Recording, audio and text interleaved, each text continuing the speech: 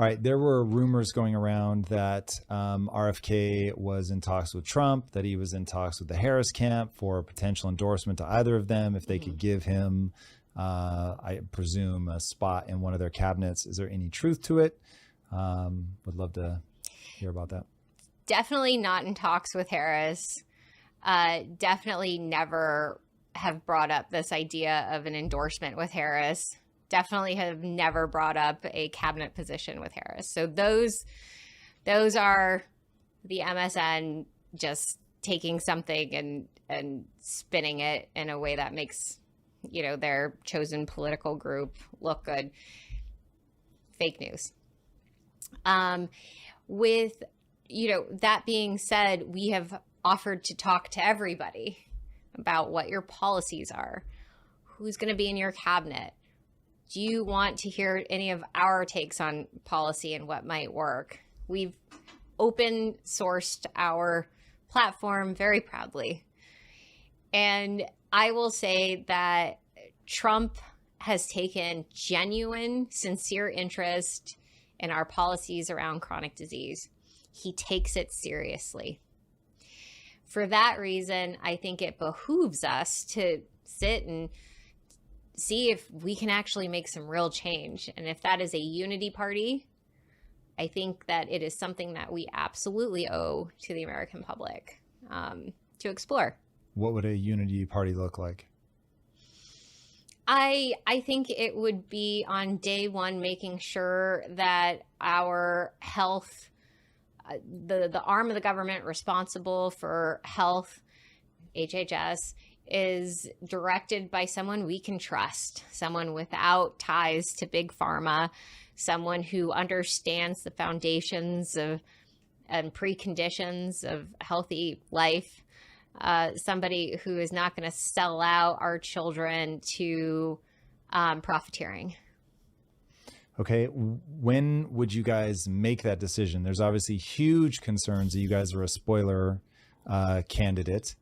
And so I understand there'll be a public facing message, but I'm very curious how you guys think about that.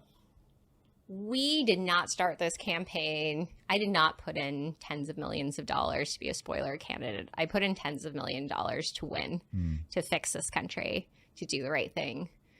I will say that Clear Choice, this PAC, this DNC aligned PAC that was created specifically to take us out, has spent millions of dollars to take us out. They have unfortunately turned us into a spoiler. And we don't want to be a spoiler. We wanted to win. We wanted a fair shot. The DNC made that impossible for us. They have banned us, shadow banned us, kept us off stages, manipulated polls, used lawfare against us, sued us in every possible state. They've even planted insiders into our campaign to disrupt it and to create actual legal issues for us. I mean, the extent by which the sabotage they've unleashed upon us, it's mind-blowing. I mean, we're still learning new ways that they have sabotaged us. I really wanted a fair shot at this election, and I believed in the America that a little girl pledged an allegiance to. And that is not where we are today. And it's not because of the Republican Party taking us out. It is exclusively because of the Democratic Party taking us out. And I am so disappointed I ever helped them. I am so disappointed that I helped Chuck Schumer in that Georgia runoff secure a majority. It's probably one of the biggest mistakes of my life. And it's really devastating. So to answer your question, we are not spoilers. That was never our motivation. We really wanted a fair shot. I think had we had a fair shot, we would have won. I still would love to see in the last 80 days of this election some miracle play out where we get a chance to debate. I don't think they're going to let us. And, given this, I think we are taking a very serious look at making sure that the people that have corrupted our fair and free democracy do not end up in office in November.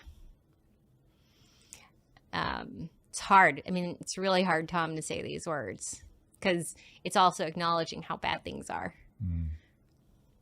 Yeah, it's hard to hear the words.